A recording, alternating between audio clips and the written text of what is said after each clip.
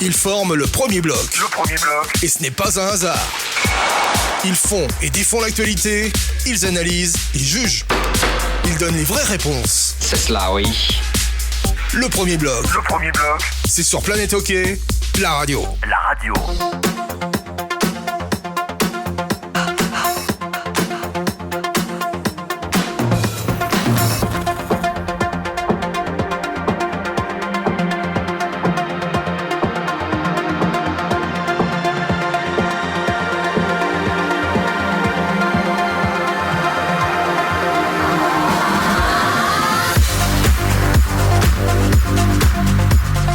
Madame, monsieur, bonsoir, bienvenue. C'est le premier bloc. Nous sommes toujours à Nyon, aux têtes de course, le Bike and Coffee de l'avenue Violier, tout près de la gare de Nyon. Tête de course du vendredi, donc le Before. Comme vous le savez, on va revenir brièvement sur les informations de cette semaine, de ces dernières heures. Et puis, évidemment, nous parlerons également de nos rendez-vous futurs. Et ça devient très, très chaud au niveau notamment de la National League. Aujourd'hui, on présentera notre invité en dernier pour faire honneur à sa présence. Et ça fait longtemps d'ailleurs qu'on attendait un représentant du corps arbitral. En l'occurrence, c'est un ancien représentant du corps arbitral, mais il a quand même des idées, je pense, assez pointues sur le sujet. Et ça va donc nous faire énormément plaisir de pouvoir dialoguer avec lui. Mais aujourd'hui, comme d'habitude, le coach est là. C'est Laurent Perroton. Bonsoir. Bonsoir Laurent. Bonsoir à Christian Ponty. Bonsoir Ducas.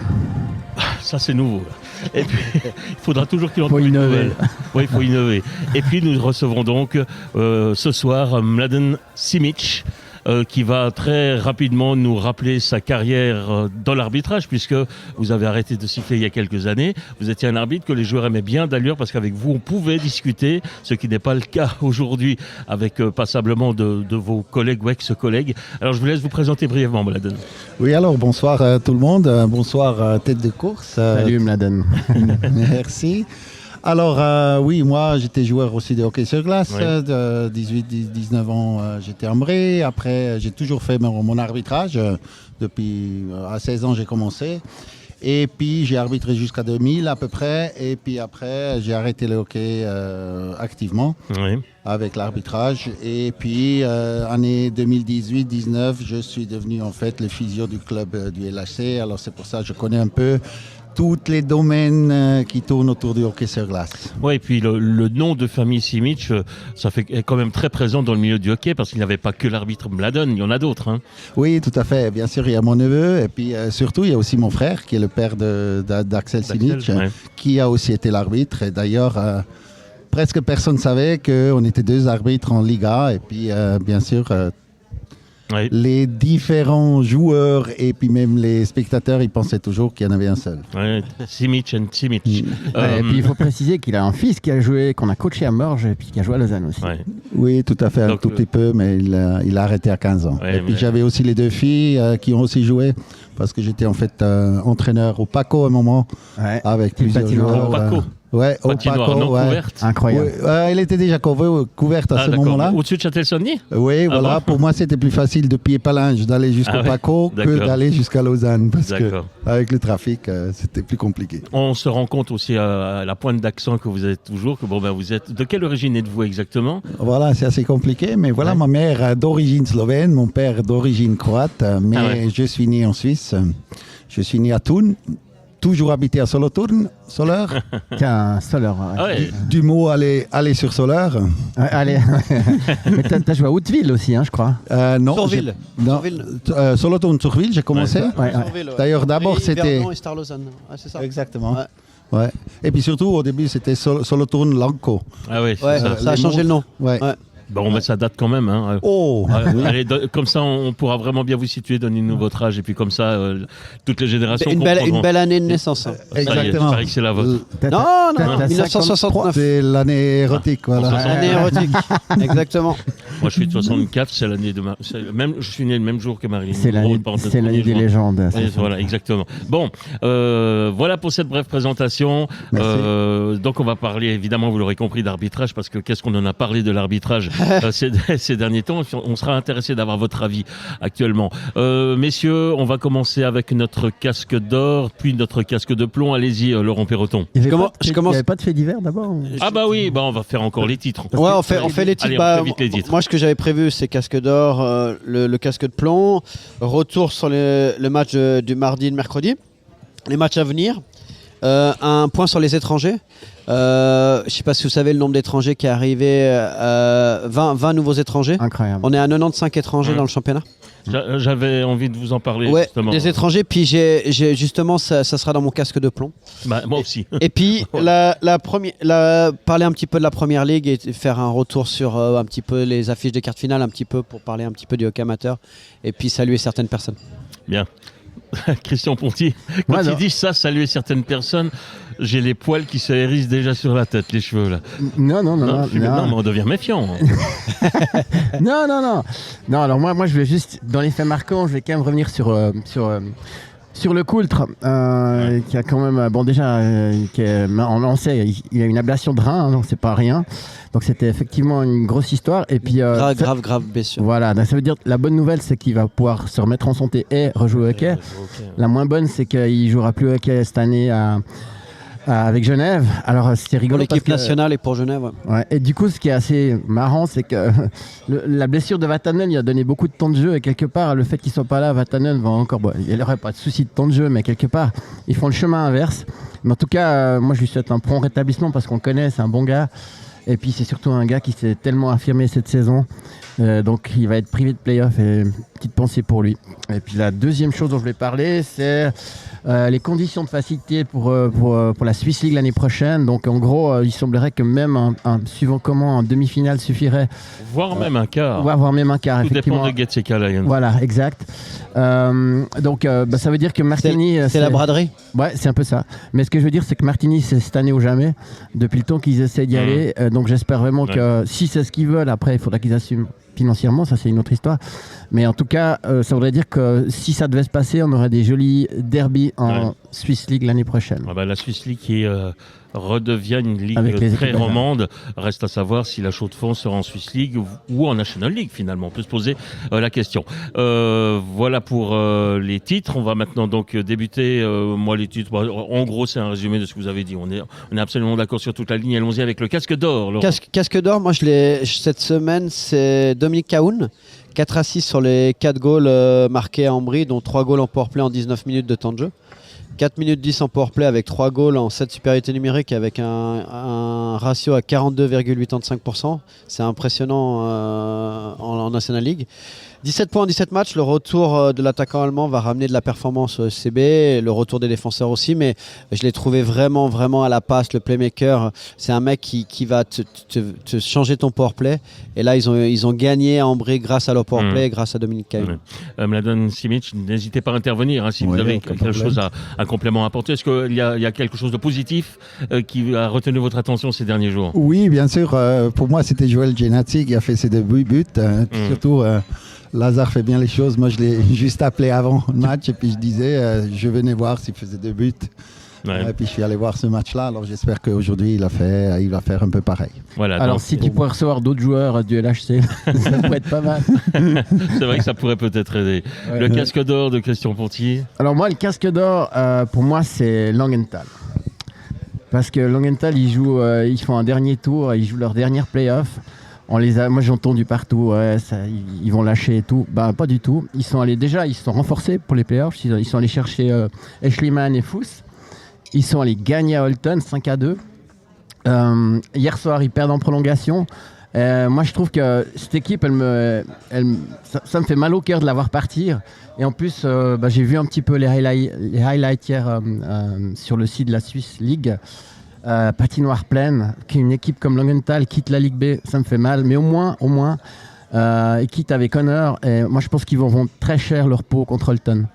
Et ça me fait plaisir et je trouve qu'ils méritent un casque d'or. Voilà, casque d'or donc pour Christian Ponty. Moi j'ai envie rapidement d'évoquer un Autrichien qui s'appelle Oliver Ackermann et qui joue à Chaux-de-Fonds, exactement. En fait, il est double national, non? Ouais, c'est ça. En fait, il a donc une licence suisse et à force de réécrire les noms des buteurs depuis le début de la saison lors de chaque match. Tu l'écris tout le temps. Ouais, je l'écris tout le temps. Et on en parle très peu d'Oliver Ackermann. Et encore une fois, c'est lui qui a été décisif hier soir. Et je me dis que ça mérite une fois de mettre en évidence cet ancien junior de Seven, de Pretigo Herschaft. Ensuite, il a fait les Il est en Autriche. Hein. Ouais, il a un parcours atypique. Ouais, classe junior à Coire. Ensuite, il a joué en deuxième division suédoise. Ensuite, il a joué en Autriche, à Bregenswald, à Dornbirn. Il est venu jouer à Viège et maintenant, il est à la Chaux-de-Fonds où il est même le capitaine. Et je pense qu'il fallait une fois nommer ce joueur qui est d'un... Quel âge ? Alors, il a très précisément, vous me posez une colle, je vous donne... Alors, non, c'est ça le problème, par contre. Enfin, problème. Non, 29, ça va. Non, 29. Non, mais c'est fou comme quoi il a explosé vraiment cette année parce qu'il avait des statistiques qui étaient correctes, mais là, cette année, c'est vraiment impressionnant. C'est fou que d'un coup, à 29 ans, tu aies un déclic. C'est ça. L'endroit où tu te trouves, le coach, enfin, il y a tellement de paramètres et vraiment, c'est impressionnant de le voir à ce niveau-là, quoi. Et en plus, c'est un joueur intéressant parce qu'il est centre, il le mesure 1m95. Ah, c'est une pièce, il est énorme. Et il fait 93 kilos. Ah ouais. Donc, il est devant les goals, il a 1,58 points de moyenne. Ah, il est devant en Chaux-de-Fonds parce qu'il a moins de matchs, il a joué que 38 matchs, j'ai vu. Ouais. Mais surtout, moi j'avais lu un truc dans le Nouvelliste où finalement l'entraîneur de Sierre disait qu'il avait un moyen pour maîtriser la ligne et qui c'est qui marque le winning. Donc même quand tu sais qu'il est bon et que tu le surveilles, il marque quand même. Enfin voilà. Moi je me pose un peu la question juste comment ça se fait que là maintenant, ces dernières années, il y a autant d'Autrichiens en fait qui jouent dans la Ligue. Ouais. Je me pose la question d'où ça vient. Parce que l'Autriche n'a pas beaucoup de structure, les jeunes Autrichiens commencent leur carrière en Suisse. C'est un petit peu, ils sont frontaliers avec la région grisonne. C'est un petit peu comme les Français. Ouais, Saint-Gall aussi. Hein. Ouais, les Français sur Genève et puis les Italiens aussi, les binationaux dans le Tessin. Et il y en a de plus en plus dès qu'ils sont performants. Moi, je vois au niveau de mon club formateur Lyon, tous les bons gamins de 15 ans, ils essayent de venir ou à Lausanne ou à Genève ou à Fribourg. Donc du coup, il y a pas mal de gars. Et puis avec la réglementation, tu es obligé de faire tes 2 années U17, tes 3 années U20 pour pouvoir avoir la licence suisse. Donc du coup, il faut arriver assez jeune, quoi. Enfin voilà. C'est le cas de Rennes Barrère. Puis il ne faut pas oublier qu'il y a encore Rossi. Hein. Oui, il y a Rossi. Rossi qui est en NHL. Ça, c'est un talent celui-là. Hein. Ouais. Non. Enfin, voilà. Offer par hasard qui joue à bien. Exact. C'est vrai. Ouais. En bref, donc Oliver Ackermann, cette saison, c'est 38 matchs, 33 buts, 27 assists pour 60 points. Incroyable. Quand même, hein. Voilà, ça c'était mon casque d'or, casque de plomb. Oh là là. Allez-y, Laurent. Je vais rapidement, là c'est pas mon casque de plomb, mais je veux juste un petit message, puis après je passe sur le casque de plomb à Mark Crawford pour ses injures homophobes à l'arbitre finlandais Mikko Kokari. Une procédure vient d'être faite. Une procédure, mais surtout, j'ai regardé le match et puis quand la caméra est venue sur lui, il a commencé acteur studio 1, 2, 3, ça tourne. Donc, c'est exactement ça. Zurich, Hollywood, il y a 9500 km. Quand vous allez en pèlerinage au mur des lamentations, là il peut aller, il prend 2-3 youtubeurs, il jette le hache par le balcon là, et puis il arrête de nous faire caguer là. Parce que vraiment, son attitude là, il a la meilleure équipe du championnat, les meilleurs joueurs du championnat, et elle joue pas bien cette équipe. Elle joue pas bien cette équipe, et là il y a beaucoup de gens qui commencent à dire qu'il est has-been. En début de saison, on en avait parlé, on avait eu beaucoup de critiques par rapport à cela.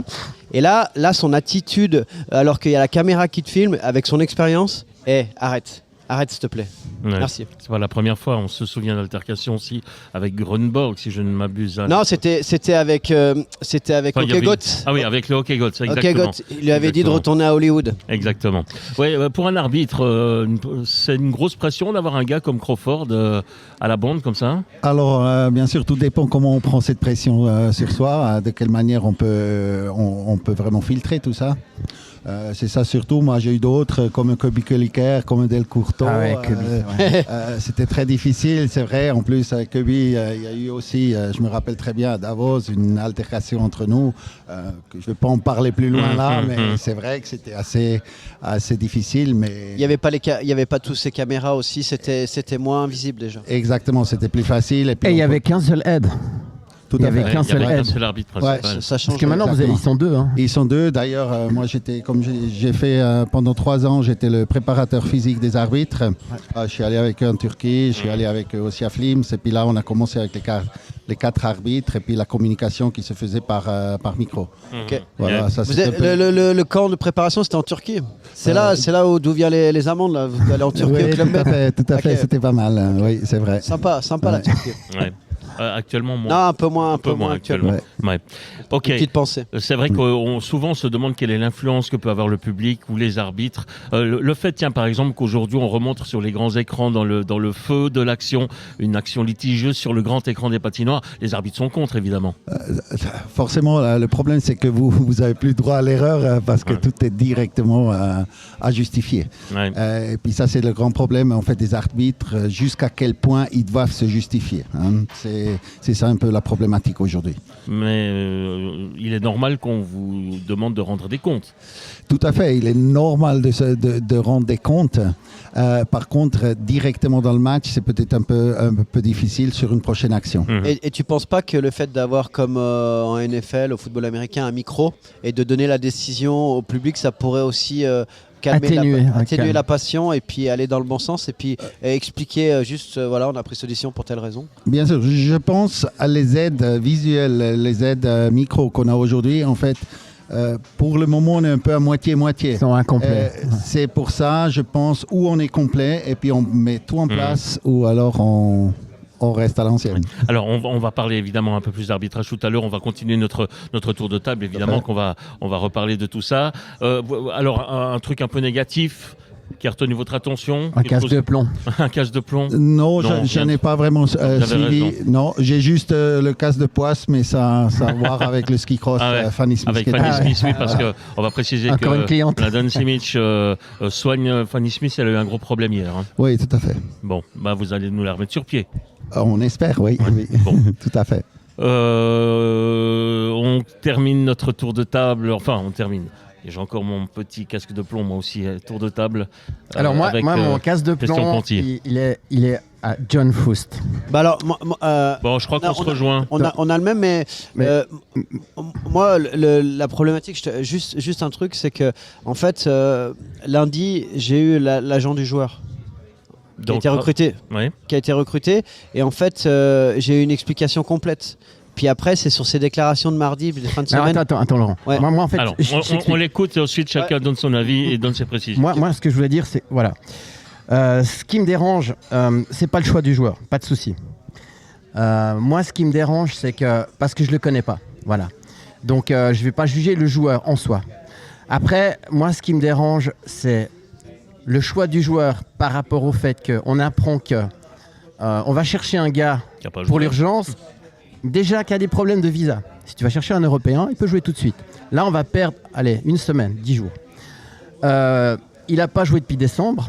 9 décembre. Voilà. Et puis, après ça, on voit Langnau qui n'a pas de moyens, qui perd un joueur Et qui incroyable. va chercher un joueur qui n'a pas joué non plus. Non, c'est Depuis pas- un moment. non, moi je parle de l'attaquant qui soit allé chercher, l'attaquant d'Ajoie, de Langnau. C'est un gars qui joue en. Attends, je l'ai marqué. Axel Holstrom. Ouais, exact. Holmström.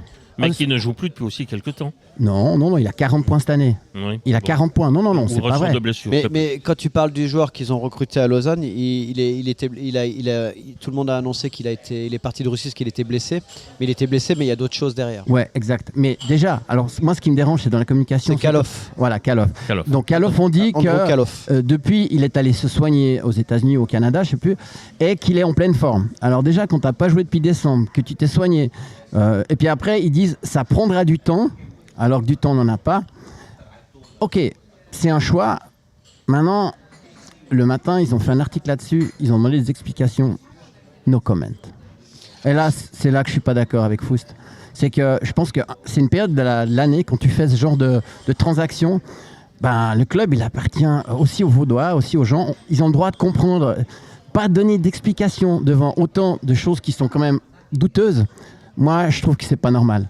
Et donc, moi, mon casque d'or, il n'est pas aux joueurs. Casque de plomb. Le casque de plomb, il n'est pas aux joueurs, mais il est à Foust dans son manière de communiquer. Puis, je pense que ça mérite quelques explications quand même. Laurent. Alors moi, donc comme je vous ai dit, je vais faire un historique un peu. J'ai eu lundi un petit peu des précisions. Donc déjà, j'ai eu un directeur sportif de National League. En fait, Andrew Kaloff est proposé au club depuis tout le mois de janvier. Il m'a même dit c'est du harcèlement. Tellement il est proposé. Donc voilà, la première chose. Après, mardi matin, il y a une interview chez votre confrère Dublic, Grégory Beau, où John Foos dit « Je suis plutôt en train de chercher un attaquant. Tous nos étrangers sont left. Un joueur right nous permettrait d'avoir plus d'options sur le powerplay. » John Foos, tu étais l'entraîneur et le directeur sportif en début de saison. C'est toi qui as aussi validé les choix des étrangers. Et aujourd'hui, tu nous annonces qu'on a besoin d'un joueur right pour améliorer ton powerplay. Tu as besoin d'un défenseur droitier pour améliorer ton powerplay, un quarterback, un gars qui est capable, comme Tom Ernest ou Gunderson, de créer des décalages. Quand je lis ça, je me dis « Oula, l'équipe va bien ». Tout marche bien, il y a une bonne ambiance, des mecs comme Ria ils commencent à mieux aller, puis là on va chercher un étranger. Ensuite, donc ça c'était le mardi matin, mais sauf que le lundi j'ai eu la société et quelqu'un qui est proche de cette société qui représente ce joueur, qui m'a dit que c'était l'accord de principe était lundi. Donc mardi on nous annonce un joueur qu'on recherche éventuellement. Donc là c'est pour ça que j'ai trouvé ce société, s'appelle Société Survelec, c'est situé à Guingamp. À Guingamp, c'est l'Anenvin Guingamp. C'est un système d'enfumage anti-intrusif qui protégera vos locaux d'un épais brouillard de la marque Protec. A noter que le brouillard crée aucune incidence chez les humains, les animaux, sur l'électronique et autres appareils. Son seul but est de rendre impossible la compréhension de vos non-décisions. Donc, moi, j'ai vu que le directeur général, c'était John F. Donc voilà, moi, ce que je veux dire, on fait un peu d'humour, mais ce que je veux dire, c'est que après, on nous annonce que le joueur, donc j'ai parlé aussi avec certains journalistes, le joueur, il va arriver fin février. Février, ouais. Dans 10 jours à peu près. Fin février, on a un physio à côté de nous. Le gars, il a pas joué pour le remettre en forme. Si on est correct, on dit 3 semaines. Ça nous amène au 21 mars. 21 mars, c'est les demi-finales. On nous a annoncé qu'on est la meilleure équipe de tous les temps à Lausanne, mais de dire aujourd'hui par rapport au classement que le 21 mars, tu vas être peut-être qualifié pour les demi-finales, c'est être un petit peu très ambitieux. Donc là, en fait, ce que je veux dire par là, c'est une fois de plus, c'est un transfert alibi. C'est un transfert alibi parce qu'on nous vend un attaquant droitier pour améliorer notre powerplay, alors qu'on a cherché des défenseurs dans tous les coins du monde. On a fait des offres mirobolantes à Ovitu, et aujourd'hui, on nous amène ce joueur-là qui va pas arriver, selon Jeff Ward, avant fin février et qui va pas jouer avant mi-mars ou voire fin mars. Le propriétaire, il est gentil, il a beaucoup de fonds, mais ça commence à faire beaucoup. Bon, là, ça va être un peu délicat pour Mladen Simic de s'exprimer là-dessus, mais c'est vrai que la remise en forme d'un joueur, ça prend pas 3 jours, quoi. Hein. Non, tout à fait. Après, tout dépend quelle blessure ça a été. Vous connaissez un peu le cas de cas Kaloff? direct, non. Mais par contre, juste savoir de quelle réalité est la blessure. Hein, parce que c'est vrai que dans les blessures, c'est souvent aussi un peu du management. Bien sûr, mais Mladen, tu es d'accord que le gars, il n'a pas joué depuis le 9 décembre. Donc imagine... sans entraînement avec un club, il est rentré chez lui, etc. Même si tu t'entraînes physiquement, tu sais très bien que pour réathlétiser un athlète, il faut ce qui s'entraîne, le système, la compréhension, son petit bobo. 3 semaines, c'est pas utopique. Le mec, il va arriver début mars. Voilà, le 21 mars, ça fera 3 semaines. Le 21 mars, c'est le début des demi-finales. Puis Laurent, juste pour répéter, ils ont quand même eu du temps, hein, Lausanne, pour trouver cet étranger. Je rappelle que Langnau, ils ont eu 1 jour pour trouver un étranger. Holmstrom, 45 matchs, 12 goals, 30 assists, 42 points. Il est dedans. Avec des moyens. Moi, excusez-moi, comme directeur sportif, franchement, c'est nul. Non, mais lundi dernier, on en a parlé. Directeur sportif, la première qualité, c'est ton réseau, et la deuxième qualité, c'est de travailler. Ouais. Voilà, je t'ai répondu. Et surtout l'anticipation aussi. Il faut vraiment avoir des perspectives d'avenir et puis anticiper et proposer tout ça. Et puis, moi, c'est là que mon casse de plomb, il vient de là. En plus, tu veux lui demander des explications, il t'en donne pas. Je pense que la moindre des choses, c'est de communiquer, dire voilà, on l'a choisi parce que En plus, j'ai vu que Ward a dit je ne connais pas le joueur. Bon, tu ne le connais pas. Ok. Ok. On va en rester là. Moi, en fait, mon casque de plomb est un petit peu lié à ça, à savoir que je sais, le marché est un petit peu plat, notamment concernant les défenseurs. Ce sont deux équipes qui ont besoin d'un défenseur pour organiser tout ça. Et on va nous chercher... Apparemment non. Ouais. Lui, il dit qu'il a besoin d'un attaquant pour son powerplay. Bon, bref, et en fait, on va nous chercher des défenseurs et c'est très bizarre. Des attaquants, je dirais, c'est très bizarre. Bien, voilà, on a terminé notre petit tour de table. Qu'est-ce qu'on fait? On parle arbitrage tout de suite? On parle sur l'arbitrage. On va sur l'arbitrage. Alors, moi, j'avais allons-y. quelques questions. Allons-y. Je commence. Allez, allons-y. Comment tu as quitté la corporation des arbitres et comment ça s'est passé en fait? Est-ce que c'était une volonté de ta part? Est-ce que tu étais plus d'accord avec la direction? On sent déjà la question dirigée. Alors voilà, et bien sûr, il y a eu plusieurs points. Moi, j'étais prévu de devenir arbitre professionnel quand il y avait Danny Kourman. Et puis il y avait Brent Reiber, et puis moi j'étais en fait un peu le quatrième qui devait devenir arbitre professionnel. C'était à la structuration à ce moment-là quand ils ont Exactement, avec Heini Schmidt qui était à ce moment-là directeur des arbitres. Exactement. Et puis là après, il n'y a pas eu cette possibilité de me faire à 100%, c'était un 50% qui était prévu. Et avec mon ouverture du cabinet, ça se passait pas tout à fait comme c'était compliqué. Tu avais besoin de plus de temps pour le cabinet. Et bien sûr, deuxième point, c'était ce fameux match du Fribourg-Cloten où j'ai arbitré, où à ce moment-là, Cloten avait un entraîneur Yursinov qui, à mon avis, était quelqu'un qui tenait énormément bien les joueurs.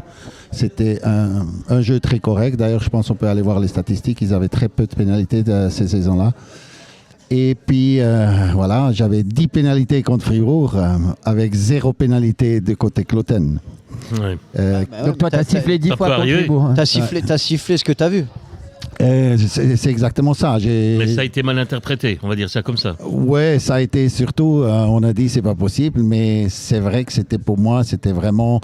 D'ailleurs, on a analysé le match après, et puis Heini Schmidt m'a bien sûr dit, oui, tu pouvais pas faire autrement. Oui. Mais par contre, vous avez le sentiment que votre carrière d'arbitre a été finalement influencée par un match, par ce match-là. Oui, surtout la fin ça. un peu. Ouais. Mais ça a été un peu le point culminant dans le fait Culminant parce que finalement, je pouvais plus être entier parce que j'ai dû commencer à chercher des fautes chez l'autre équipe pour équilibrer un petit peu. Donc ça allait à l'encontre de ton éthique de l'arbitrage. En fait. Voilà, c'était ça. Parce que moi, je voyais toujours mon arbitrage une sorte de caméra qui prend l'image et puis qui le compare avec mon disque dur. Qui a ça. C'est dans le jugement le plus honnête possible. Voilà, et puis finalement, j'ai jamais regardé quel joueur, quelle équipe. Moi, au début de chaque match, pour moi, c'était pas Ambry contre Lugano, mais c'était le bleu contre le jaune. Ou le rouge contre le vert, peu importe. Rouge-vert, c'était difficile pour moi parce que j'étais un peu daltonien. Ne dites pas ça, parce que je vais juste rebondir ce que vient de dire Madeleine. Il y a un truc qui m'a interpellé là, et puis en tant que coach, on le vit en fait. Et tu vas t'exprimer après là-dessus. En fait, moi, ça m'est arrivé souvent d'arriver dans le vestiaire et de dire, on a eu 5 powerplay, au 3e tiers, faites très attention parce qu'il va rééquilibrer. Ouais. Ça, dans la tête des joueurs, dans la tête il va compenser dans la tête des entraîneurs. Et les arbitres rééquilibrent parfois volontairement? Ouais, mais parce voilà, qu'il y a des questions qui se posent. La question, est-ce que c'est volontaire ou c'est sur pression de des tout fois, le monde tu as mauvaise autour, conscience d'une décision. Est-ce que aussi les coachs, ils le savent, qu'ils peuvent influencer de telle manière l'arbitre? Voilà, c'est tout ça qui est un peu délicat parce que c'est vrai qu'il y a une pression qui vient des spectateurs, il y a la pression qui vient des coachs, il y a aussi la pression qui vient des joueurs.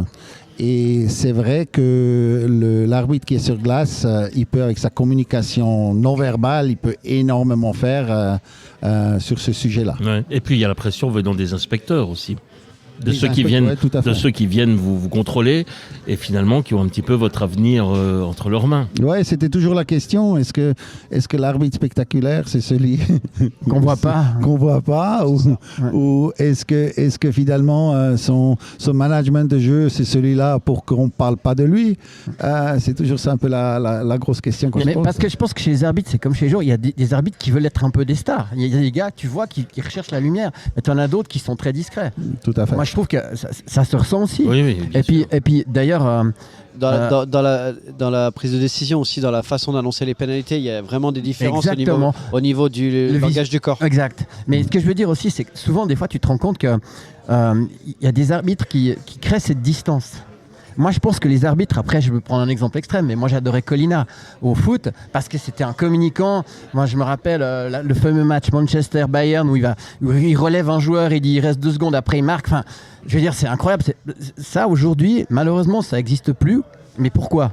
Peut-être qu'il y a trop d'enjeux, peut-être qu'il y a trop d'argent, peut-être que le jeu va trop vite, mais maintenant, il y a deux aides. Moi, je trouve qu'au niveau de la formation des arbitres, on devrait être plus sur la communication entre tout le monde. Ça vient de la direction des arbitres et de la politique. Tout à fait, mais je pense qu'on comprend un peu mal la communication. Aujourd'hui, je pense que beaucoup d'arbitres, finalement, ils veulent communiquer, mais presque devenir amis. Ouais. Amis vers les joueurs. D'ailleurs, j'ai une petite anecdote, si je peux la prendre. Vas-y. Bien sûr. J'ai fait le championnat, c'était à Grenoble, en 98. J'étais l'arbitre pour la finale, c'était France-Pologne.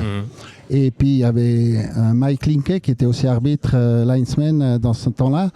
Et qu'est-ce qui s'est passé ? C'est un engagement, en fait. Il disait à Philippe Bozon, qui était à ce moment-là à l'équipe nationale, il a dit « Hé Philippe, viens à l'engagement ». Et à ce moment-là, le joueur de Pologne Devenu copain. voulait plus venir à l'engagement. Il a dit « On change l'arbitre parce qu'il est partial ». Mais même, c'est pas faux. Il y a la manière de dire les choses. Exactement. Et c'est ça, je pense, qui est très important dans la communication, de voir de quelle manière j'aborde le joueur avec quel sujet. Ouais. Bon, c'est vrai qu'on entend beaucoup de choses, si on écoute le public, on entend beaucoup de choses aussi au niveau des arbitres. Est-ce que vous êtes tenu de suivre un règlement ? Mais est-ce que de temps en temps, vous n'avez pas finalement conscience qu'en appliquant le règlement, vous faites une bêtise, et si vous n'appliquez pas strictement le règlement, c'est vous qui êtes puni finalement. C'est un peu ça le principe. Moi, je suis un exécutif. Ça veut dire finalement, on décide au début quelle faute est réellement une faute, et à partir de là, nous, on arbitre. Après, bien sûr, vous avez votre vécu personnel. Il y a l'interprétation. Exactement. Vous étiez peut-être un joueur technique, alors forcément, tous les coups de canne et tout ça, ça vous a toujours énervé. Alors forcément, peut-être vous allez mettre un peu plus axé là-dessus. Ouais. Voilà, moi, oui, mais le fait que tu aies joué, ça te donne beaucoup d'avantages, moi, je crois, parce que dans la compréhension du jeu, c'est immense. Oui, même le positionnement, par exemple, de l'arbitre. D'ailleurs, on va en parler du positionnement. Ouais, puis je pense que tu as aussi une forme de compassion avec les joueurs, parce que c'est ça aussi le problème. C'est que des fois, maintenant, tu comprends. Ouais, puis comprends les surtout, joueurs. on oppose beaucoup les arbitres et les joueurs, alors qu'on ne devrait pas les opposer. On est tous des gens qui aiment le EKF, dans le fond. Les mêmes acteurs. Voilà. Et puis surtout, tu peux garder une distance, mais chaleureuse. Ouais. Mladen Simic, aujourd'hui, les arbitres ont à leur disposition quand même des moyens techniques supérieurs que ceux que vous aviez à l'époque. De aide. Bon, alors, il y a 4 arbitres sur la glace, et puis il y a les moyens techniques. Il y a des caméras bien placées ou pas, ça c'est un autre problème. Mais ils ont la possibilité d'utiliser ce matériel.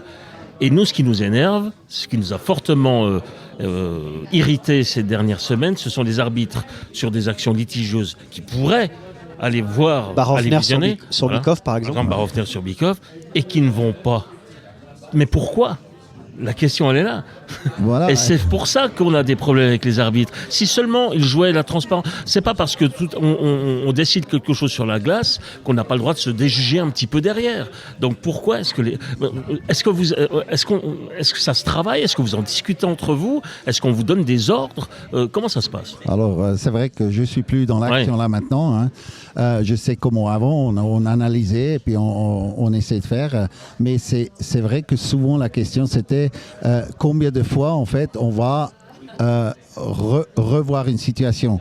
Parce que c'est vrai que trop souvent aller la voir, est-ce que ça peut décrédibiliser l'arbitre avec le temps ? Et puis ta vision aussi, au bout d'un moment, à force de voir des ralentis. Plus on voit les ralentis, moins... Exactement, c'est pour ça, je veux dire, le système que quelqu'un externe de la glace... Ça serait tellement mieux. Ouais, comme en foot avec la VAR. Ou comme en NHL avec un hub. Un hub, et puis avec le micro qui dit voilà, on m'a transmis ça. Sentence, et puis voilà. Ouais. Et là, ça faciliterait beaucoup les choses. Ouais. Parce C'est des que- moyens financiers un peu supérieurs, mais le niveau actuel de la National League avec le niveau de l'arbitrage, je pense que pour remonter ce niveau-là et rééquilibrer les choses, ça passe par ce qu'on a dit depuis le début de l'année, un genre de VAR, et puis avec un micro pour annoncer les décisions, et surtout aussi avec des obligations au club de ne pas mettre les images pour éviter de créer de la De polémique. mettre de l'huile sur Et le puis feu. mettre les arbitres dans le match en fait. Pour moi, mettre l'arbitre dans le match, il fait partie du jeu et puis on le respecte. Et pour le respecter, il faut que lui soit respectable. Et à mon avis, ça passe par cela. Et surtout ce que je voulais dire aussi, c'est que au moment que quelqu'un d'autre est responsable pour la décision, le joueur va plus aller T'enlèves la vers pression. l'arbitre.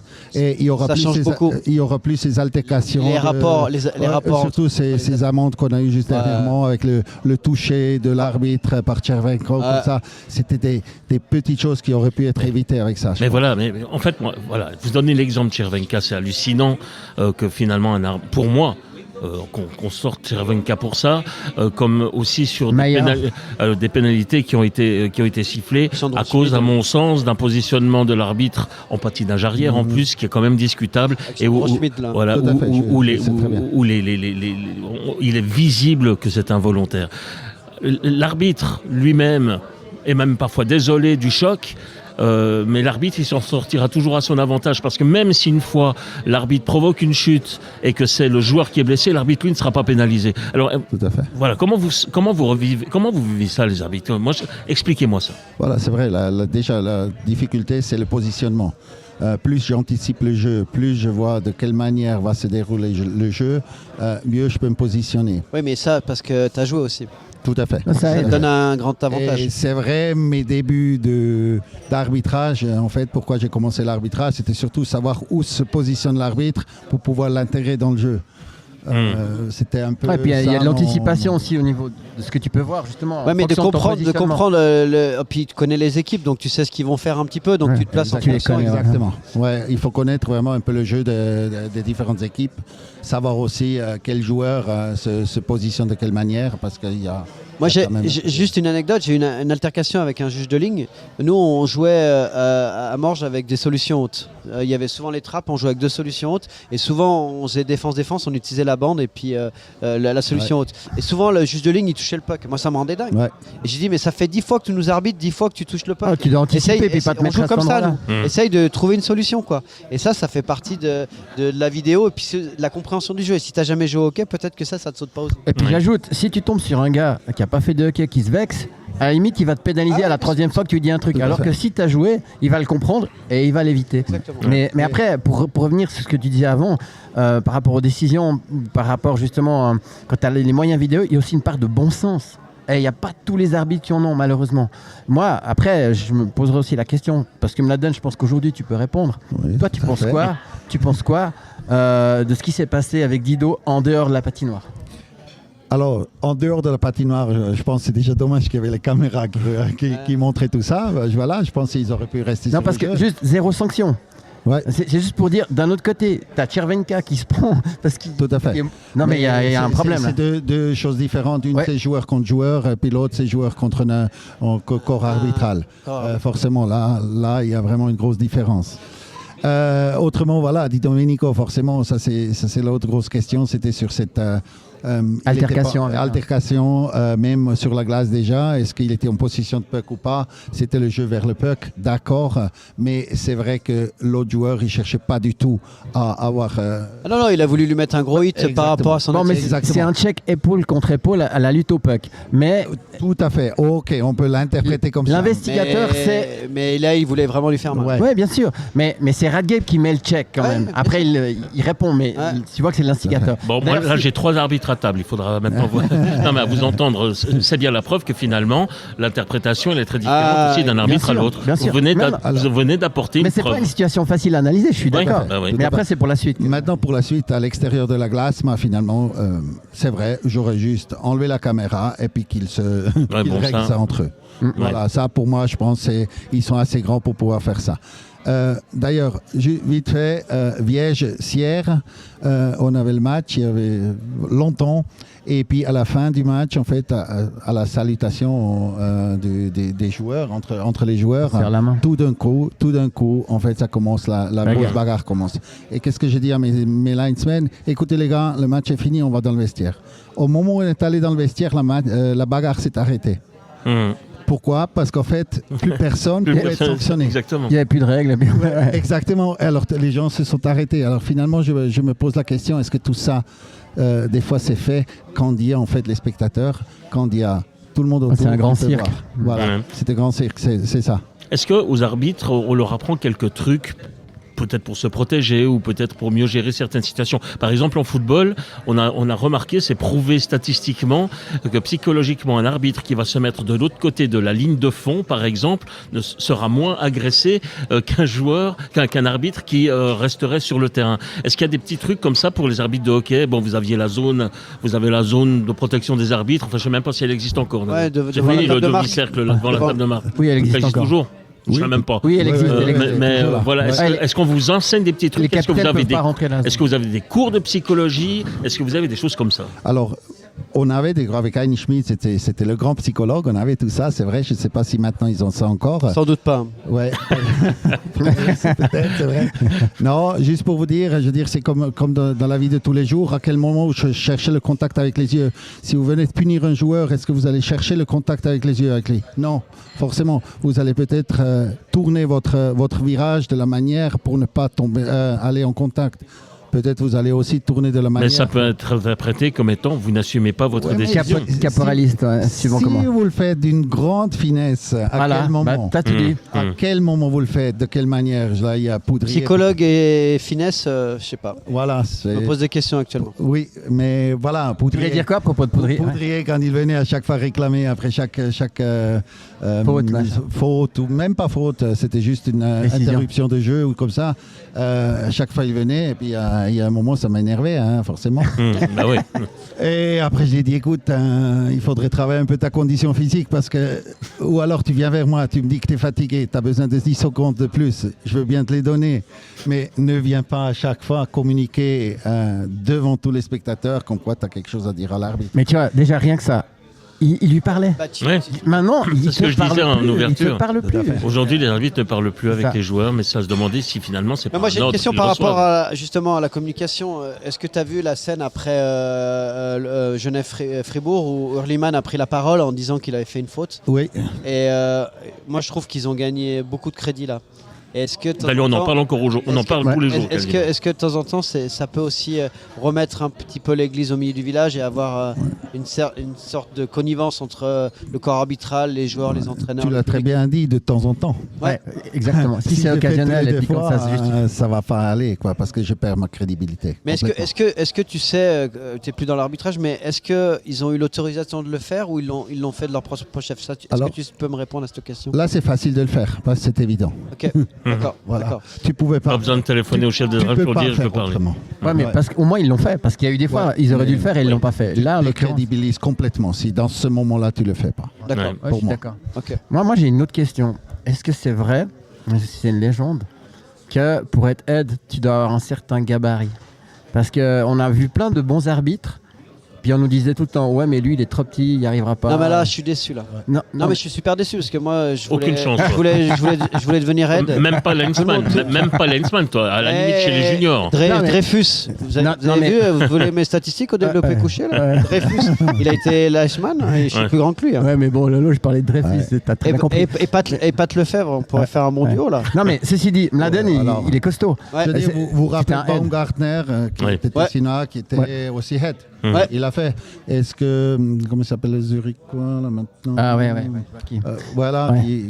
Voilà. Bref, il y a des C'est Zurichois, pas il y a plein de Mais, Zurichois. donc ça veut dire que c'était pas des Non, conditions de base Non, c'est pas une condition. Je pense que c'est juste la communication non verbale de quelle manière. et autorité naturelle. Ouais, autorité naturelle, de quelle manière tu patines.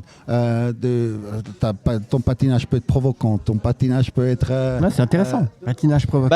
Bah ouais, puis Tu sais, moi, j'ai tellement vu des gars, des arbitres venir prendre le puck sur une Alors, patte et puis regarder les joueurs. freiner sur un patin avec Avec comme en séance publique là. Ouais, exactement. Je veux dire, Steve Dreyfus, comme on a parlé juste avant, pour vous dire qu'il était toujours sur le saut d'être en Ligue nationale. Ouais, il mais est entre finalement, deux. il ne passait pas. Et puis d'ailleurs, c'était à Turquie la première fois qu'on s'est rencontrés, quand j'étais le préparateur physique. Je lui ai dit, tu dois enlever ta manière de patiner. Tu ne peux pas patiner dans l'arrogance. Voilà, disons et qu'il a au gardé moment- un petit peu le même style, mais sur les Ouais, plateaux il a télé, quand même- on va dire ça comme ça. Ça, je sais pas. Ça, je suis pas beaucoup. Mais en tout cas, ce que je veux dire là-dessus, c'est que finalement, vous pouvez communiquer avec votre patinage, la façon que vous pensez. Ouais. Enfin voilà, puisqu'on a c'est évoqué Dreyfus, c'est intéressant parce qu'on l'a ce vu qu'il dit. dernièrement Pocaliste. au Pocaliste, et c'est vrai que ses explications étaient quand même pas des plus convaincantes, parce qu'il y a certaines mais alors- évidences Mais qu'on ne doit quand même pas Justement, renier. on va Voilà. rebondir une dernière fois. Une dernière là-dessus. fois, après on va passer à la suite. Le problème, c'est qu'il a communiqué au Pocaliste, je sais pas si tu as vu la séquence. Non. Et en fait, en gros, c'était on touche pas aux arbitres, on critique pas les autres arbitres. Tu vois, il y a comme un arbitre m'avait dit sur un plateau, tu as déjà vu un médecin critiquer un autre médecin. Et ce côté-là est agaçant quand tu es entraîneur et joueur d'entendre ce genre de choses. Tu vois, on aimerait plutôt dire voilà, faut pas toucher aux arbitres. Là, il y a eu Schmitt, il a pas fait exprès. Tu vois, dans la communication, il faut être un peu plus adroit et un peu plus subtil, comme quand tu as expliqué ce que tu as dit à Poudrier, par exemple. Tu vois, Bah et ouais. c'est là-dessus où je leur reproche certaines choses. Mais moi, j'ai l'impression que ça vient de la direction des arbitres. On les rend un petit peu impénétrables, inaccessibles. Je pense qu'ils veulent mettre une carapace autour Exact. pour pas que ça divulgue ou que ça soit des choses qui sont dites faussement. Ouais. D'ailleurs, on fait la même chose avec les joueurs sur les interviews. Ouais. Aujourd'hui, chaque interview se ressemble. Oh là là, quelle Ah ouais, horreur. ça c'est le Voilà, moins Pour rien dire. Voilà, Ouais. juste pour C'est rien et dire. c'est souvent les mêmes joueurs qui viennent, Ouais, tout à Bon fait. là, Parce qu'il y en a qui communiquent et puis il y en a Match d'autres après qui... match. match après match. Mais après, Tiers après tiers. juste pour revenir à ce que tu venais de dire à propos de Dreyfus, ce que je trouvais intéressant, c'est qu'il posait une question qui n'était pas une attaque frontale en disant voilà, avec Schmitt, le gars il s'excuse, machin et tout. Et lui, au lieu de répondre à la question, il contre-attaque. Il dit mais il faut attendre quoi alors? Qu'il y ait du sang, qu'il y ait un arbitre qui saigne? Mais c'était pas ça la question. Et moi, je pense que là, tu vois, typiquement, ils se sont agressés alors qu'il n'y a pas d'agression. non, il n'y a pas de... Et puis le problème, c'est que ça fait que d'augmenter la distance au niveau de la Ouais. communication. Et puis ça, c'est vraiment pas ce qu'il faut en ce moment, je pense. Bien, messieurs, on va clore sur ce sujet. Juste au passage, vous avez les salutations, Mladen Simic de Mario Rotaris, suite à ce merci fameux beaucoup. match contre Cloton. Mais Et non. vous vous étiez dit quoi à la fin du match? Non, c'était même pas à la fin du match. Ah, c'était c'est pendant le match. pendant le match Ouais. où je lui ai donné 10 minutes de pénalité disciplinaire parce qu'il ne voulait pas venir à l'engagement. C'était Après, à Fribourg, ça? c'était à Fribourg, Ok. exactement. Ce fameux match, ce fameux qu'on match. évoquait Et tout à l'heure. puis voilà, les spectateurs commençaient à nous payer avec les pièces de 5 francs, les 2 francs qui tombaient sur la glace. Non. Et nous, on voulait continuer le match. Je demandais aux joueurs de venir à l'engagement. Et puis Rotaris, Qui était le il est pas capitaine de venu. Fribourg.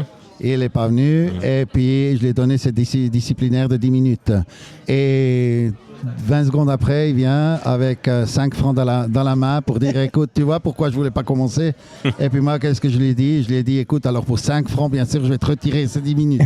Et d'ailleurs, je lui ai retiré ces 10 minutes. Et puis le Blick, il a bien Donc sûr... tu lui as vraiment retiré les 10 minutes? Oui, je lui ai retiré les 10 minutes. Mais ça peut plaire. Ça ne passerait pas aujourd'hui, ça. Et le Blick, après le lendemain, c'est pour 5 francs, l'arbitre a été acheté. Signé Klaus Zone. Bon, après, Voilà. tu t'es fait un ami à Fribourg et les supporters fribourgeois, ils vont Ouais. peut-être un peu plus Et apprécier. puis Rotaris, qu'on salue aussi, est un gars extraordinaire et d'une correction absolue, je crois. Oui, tout à fait, Ok. tout à fait. Bien, messieurs, on boucle ce chapitre-là. Je vous rappelle que nous sommes aux têtes de course, le Bike and Coffee de Nyon.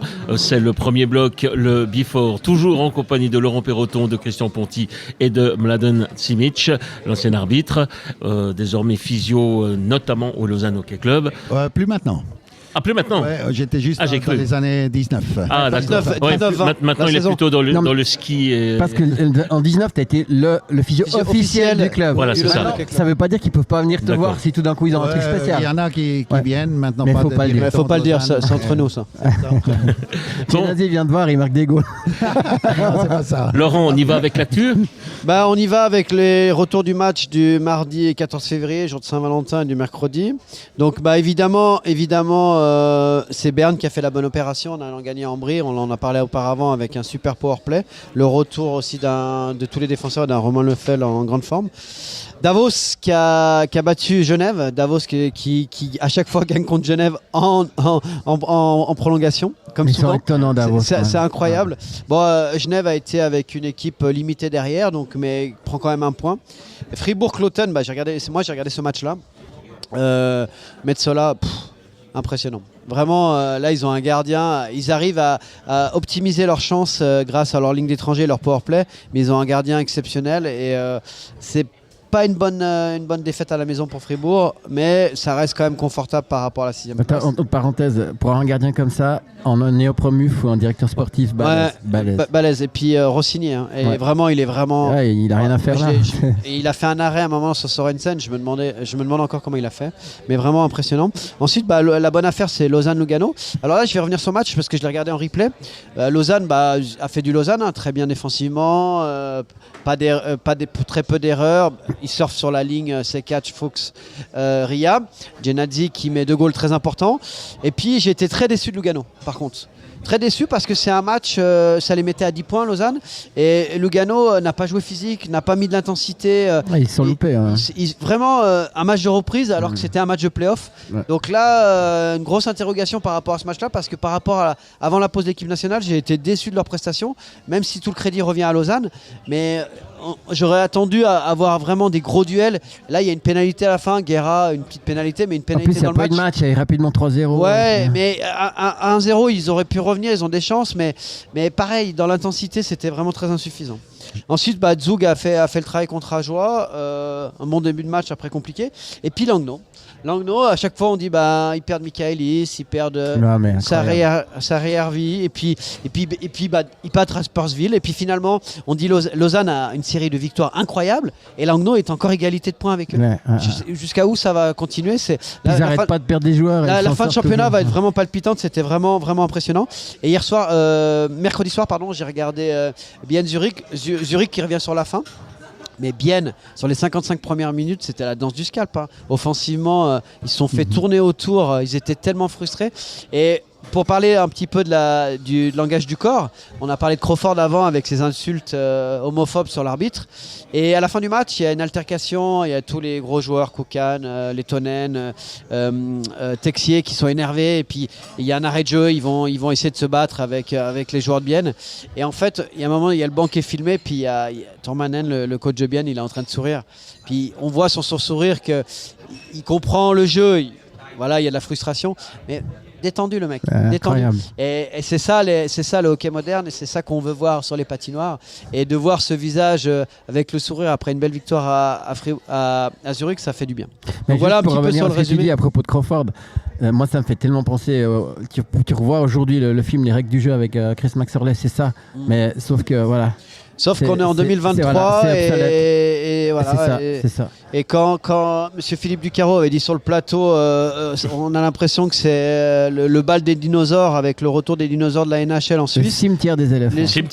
Le cimetière des éléphants. Il avait été fortement critiqué et je crois qu'il a bien raison en fait. Ouais, bien sûr. Merci messieurs. De rien. Un commentaire à apporter. Je vous vois sourire quand on parle de ça. Non, je souris quand il y a le Chris Fexorley, l'histoire.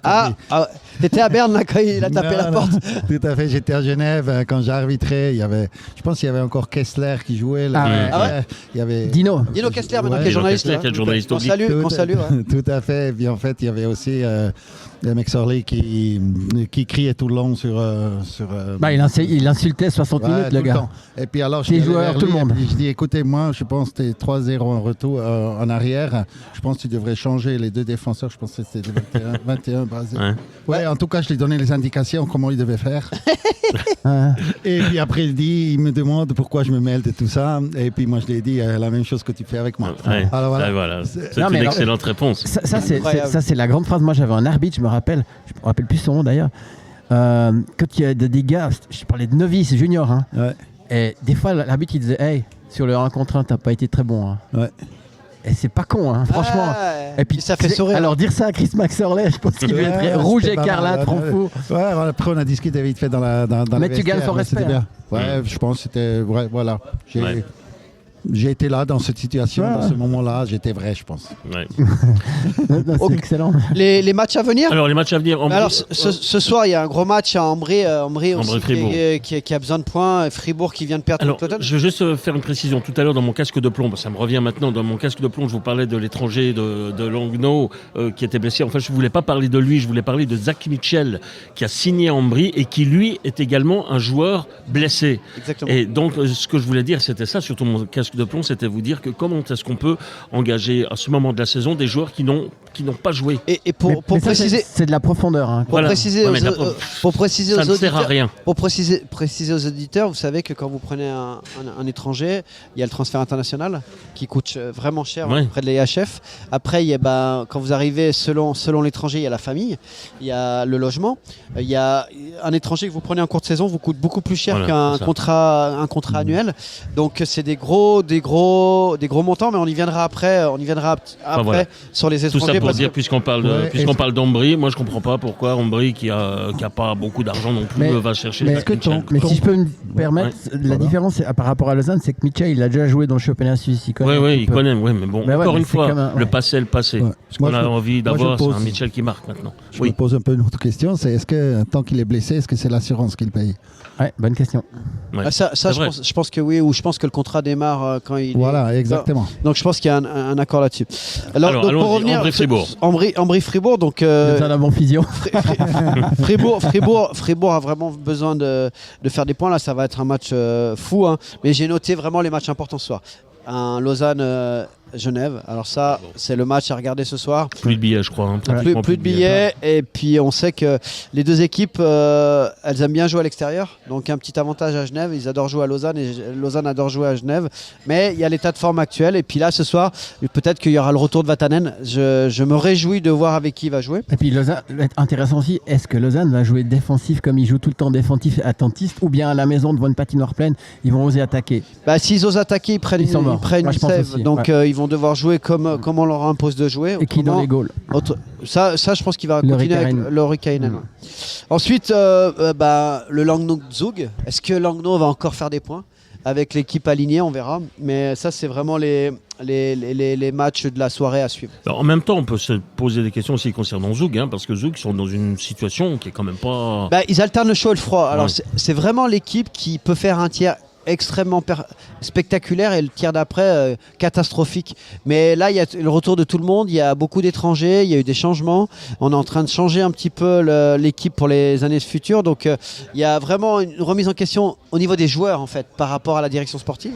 Et je crois que malgré tout, ils vont être ça va être difficile pour être dans les 6, ils vont être en pré-playoff, mais j'aimerais pas les choper. Dans les 3 premiers, tu dois prier pour pas tomber sur Zug au premier tour. Exactement. Je voudrais pas être rabat-joie, mais ils n'ont que 5 points d'avance sur la 11e place. Ouais, bien sûr, mais c'est bien sûr. Donc c'est pour ça. Et vu leur tendance actuelle, c'est pas. Ouais, ils sont vraiment irréguliers. Donc on verra. Après samedi, il y a un bien Ambry, de nouveau un match très important pour Ambry. Davos qui reçoit Ajoie, donc un gros week-end pour Ajoie aussi d'aller à Davos.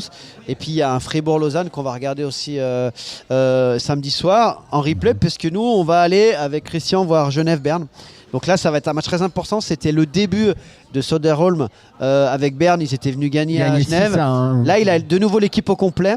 On va voir, ça va être un vrai match de play-off parce que Berne a besoin de faire des points. Genève va être au complet aussi. On sait que le coup très out pour la saison, mais il y a tout le monde qui est en train de revenir de blessure. Donc ça va envoyer là. Il va falloir mettre ses épaulières. C'est le premier gros test. Et puis le match super important pour la barre, un Lugano-Langnau. Lugano-Langnau samedi soir. Et pour finir, dimanche, il y a un Cloton-Bienne. Pareil, Cloton qui s'accroche, qui a eu une période difficile qui commence. Et puis surtout, le match of the week dimanche soir sur les Mans Bleus. C'est Berne-Lugano qui sera aussi très très important pour la barre, pour les pré-playoffs. Ouais, retour de pression supplémentaire sur les arbitres parce que là l'erreur elle est plus autoritaire. Ah là les matchs ils sont fous. Enfin, chaque point, même en début de saison. Il y a plus de barres donc tout le monde se bat pour des barres. Même s'il faut relativiser parce qu'un point en début de saison a la même valeur qu'un point en fin de saison. Mais il n'a pas le même impact sur le moment. Par contre. Ça c'est ce que vous venez de dire, c'est très bien parce que finalement c'est aussi très important que la première pénalité ça ait la même valeur que la dernière pénalité. Exactement. Ça pour moi c'était toujours très important. Et c'est vrai qu'on voit qu'il y a les arbitres. Et on le pense pas comme ça quand c'est sur le banc, tu vois. On voit toujours la dernière pénalité. Bien sûr. Pourquoi tu me mets une pénalité alors qu'on est en overtime? Je veux dire, toujours on entend, c'est encore toi qui as décidé le match. Quand on est là. ouais. Mais bien Non, sûr, mais je suis là pour ça. Quand un arbitre, selon vous, quand un arbitre donne une pénalité, est-ce qu'il le fait par réflexe ou est-ce qu'il le fait par réflexion?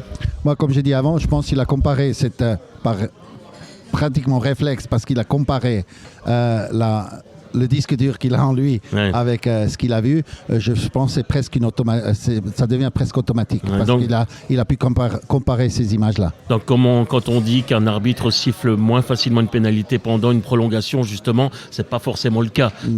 Normalement, c'est le réflexe. Là, il commence à réfléchir. Il commence à réfléchir. Exactement. Quand même. Ouais. Et ça, c'est très psychologique quand ça même. Ça ne devrait pas l'être. Ouais. C'est pour ça que je pense que c'est très, très important que aussi un arbitre, il regarde énormément la vidéo, qu'il regarde énormément les situations et puis qu'il regarde, ce que je dis toujours, des 3 caméras différentes. Une, comment le spectateur le voit. Une, comment l'entraîneur le voit. Une, comment le joueur le voit.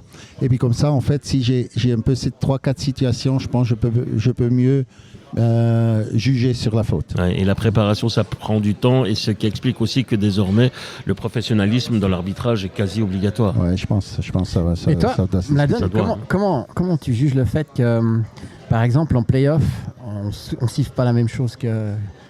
Tu sais que les punitions, elles ont beaucoup plus de valeur, d'importance. Excuse-moi, mais j'ai envie de te dire que les équipes ne jouent pas de la même manière non plus en play-off qu'en saison régulière. Mais parce qu'on parle de pression là. En play-off aussi, le joueur il accepte beaucoup plus de coups.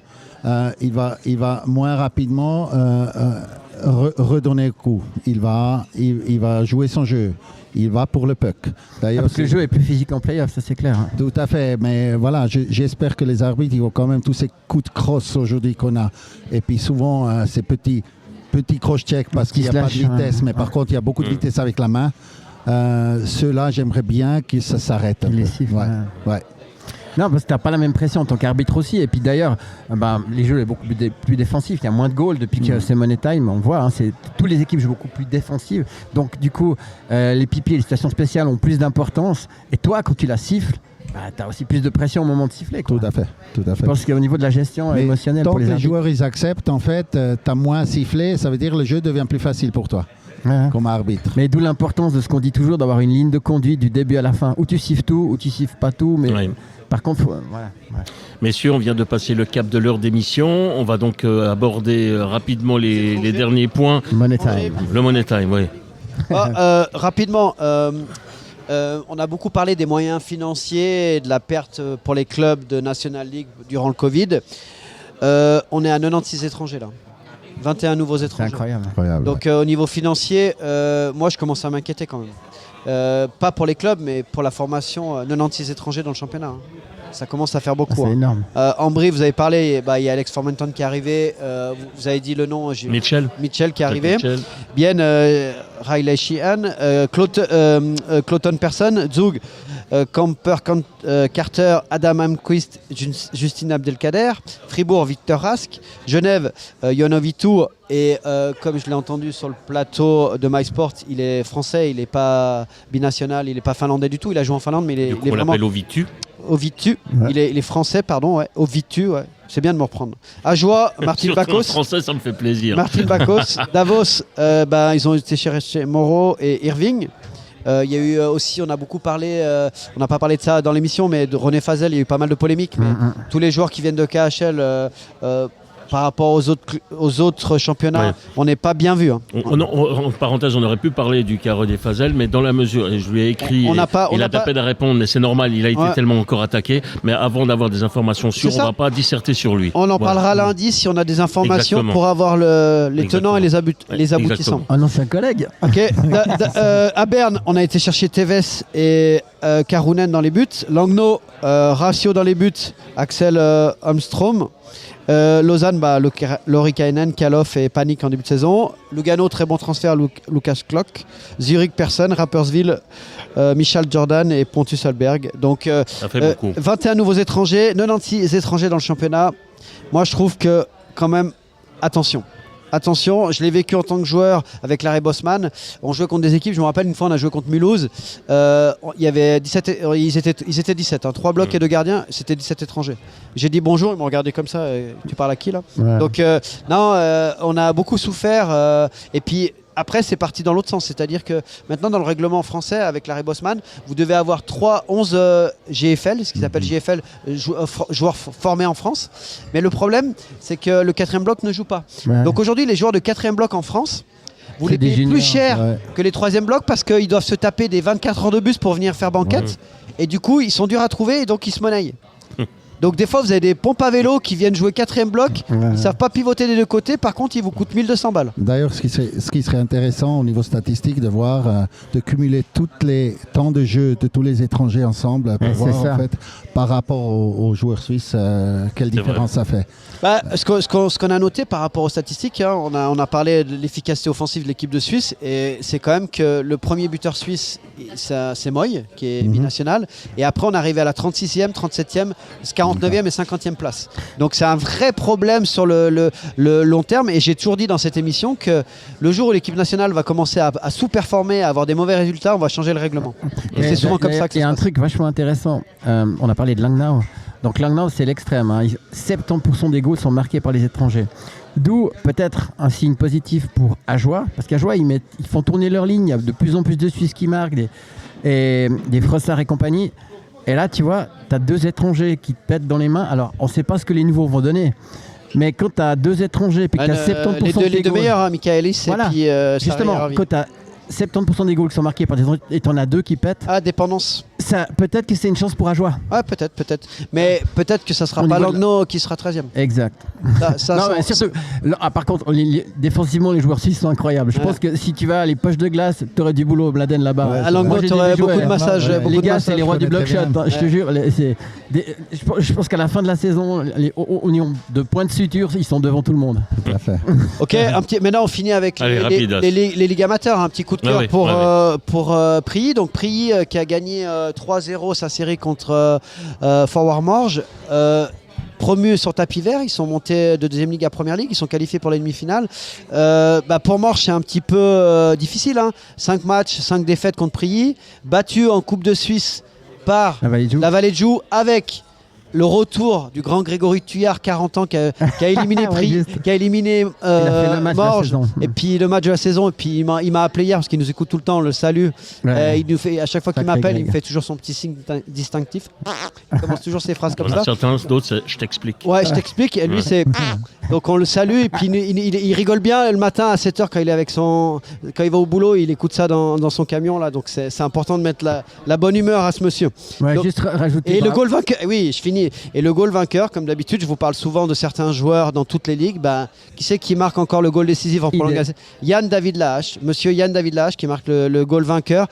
C'est pas un mec qui met des goals, beaucoup de goals par rapport aux autres joueurs de l'équipe, mais dès que tu gagnes un match en overtime, qui c'est qui marque? Yann David Lahache, comme David Delesser à Martigny. Donc ça fait plaisir pour ces joueurs-là et puis on leur souhaite bonne chance pour la demi-finale. Ouais, moi c'est marrant parce que j'ai envoyé un message, j'ai dit les grands joueurs marquent dans les grands moments. Et en fait, idée, c'est monsieur 66%. Il a mis 2 sur 3 matchs. Il a mis 2 matchs en overtime. Donc il a fait 66% de la victoire à lui tout seul. C'est un peu vachard pour le gardien. On dit que d'habitude le gardien c'est 50%, ça fait plus que 33% pour son coéquipier. Là vous n'êtes pas très sympa quand même. Après, juste pour dire, Lahache c'est un très bon exemple. Joueur formé à Lausanne. Patinage incroyable à Oleg Petrov, le gars il est bondissant. Mais... S'il avait été à Genève, il aurait joué en Ligue 1. C'est ça. En MySport, on avait des gars de Genève qui venaient, qui avaient des 60-70 matchs, il était vraiment bien meilleur. Et en fait, moi j'ai une anecdote, quand il a joué à Martigny contre la Chaux-de-Fonds, le fameux match dont tu as parlé Laurent, à la Vaudoise Arena. À la fin j'ai rencontré Peter Svoboda qui m'a demandé si j'étais le phénomène. Ouais. Et ben là, à la fin du match, les gars ils ont dit c'est qui ce joueur, il est incroyable. Oui, c'est la direction sportive était venue me voir, on me demandait c'est qui ce joueur. Je fais c'était le capitaine des Junior Elite, c'est vous qui l'avez formé. Ouais. Il vient de Lausanne. Voilà. Bon, messieurs, on va conclure. Merci Christian Ponty. Merci le phénomène. Phénoménal. Le phénomène phénoménal, à savoir Laurent Perroton. Merci Mladen Simic. Ouais, c'est Allez, très sympa, Merci très à sympa vous. d'être Merci venu et puis beaucoup. ça fait du bien d'entendre un autre discours et puis une autre vision. Comme tu as été arbitre de haut niveau, ça donne aussi un petit peu un autre regard, donc c'était important que ouais. tu viennes. Je vous prends un peu à froid là, mais une petite dernière. Je sais pas, Vraiment une petite dernière anecdote qui t'a marqué, un truc encore rigolo. Il y a Todelic, bien sûr. Alors, allons-y. Ah oui. On vote. Fais péter, Alors, vas-y. je lui ai demandé combien d'enfants il a en fait avec tous les facs qu'il envoie sur, sur la patinoire. Et puis là, on a eu une très bonne conversation aussi après. Ouais, c'est un personnage. Non, mais en tout cas, c'est intéressant. C'est le cousin de Mark Crawford. Ouais, peut-être. je sais. Non, je disais juste ce qui est intéressant, c'est qu'on voit, quand on entend parler Mladen, que c'était un head. Ouais. Charisme. Ouais. Ouais, Je vais quand même défendre Crawford, ça va vous étonner, mais en fait, il s'est énervé parce qu'il disait à l'arbitre check the clock. Regarde, et puis en fait, ils n'ont pas été vérifiés. Et il avait droit à peut-être quelques secondes quand même. Non, mais On peut comprendre aussi l'énervement à un moment donné. Non, mais Merde, quoi. pas de Bon. problème, mais quand Philippe, mais tu c'est as la la manière, caméra, la caméra qui arrive et puis qu'il voit la caméra, qu'il la regarde et qu'il fait acteur studio, c'est là où ça me pose un Là, problème. là, c'est Ouais, la c'est- même chose. Le check the clock au début du match, ça devrait être la même chose que Ouais. le check the clock. On est d'accord. Ça, on est d'accord. Ça, on est parfaitement d'accord. Bien, messieurs, on va en rester là. Merci encore une fois à toutes et à tous d'avoir suivi cette émission. C'était le premier bloc, le Before, depuis le tête de course à Nyon. N'oubliez pas, alors bon, vous savez, hein, on est vraiment dans la phase cruciale d'avant-playoff. On est dans le Money Time. Il y a beaucoup de matchs, non seulement dans l'élite, mais dans l'antichambre également, et puis dans les ligues inférieures. Et comme on le dit chaque semaine, 2 fois par semaine, même le hockey sur glace, c'est bien, mais le hockey sur place, C'est mieux. c'est mieux. Merci encore une fois. À vous, Christian. Bon, alors, allez-y, faites votre part de boulot maintenant. et on peut retrouver notre émission sur Planète Hockey, la radio. Voilà, Abonnez-vous, donc c'est sur YouTube. abonnez-vous, il va y avoir bientôt une Ouais. campagne d'abonnement. On va Ouais. envoyer la campagne d'abonnement sur tous les réseaux. Oui, Et c'est gratos. et en plus, c'est gratos. Oui, nous, on est gratuit. Merci encore une fois. Et puis, n'oublie pas que Et vive Voilà. le hockey roman. excellente fin de journée à toutes et à tous. Et nous, on se précipite maintenant à la patinoire parce qu'il y a un derby sur le feu. Allez, bye bye. Merci beaucoup.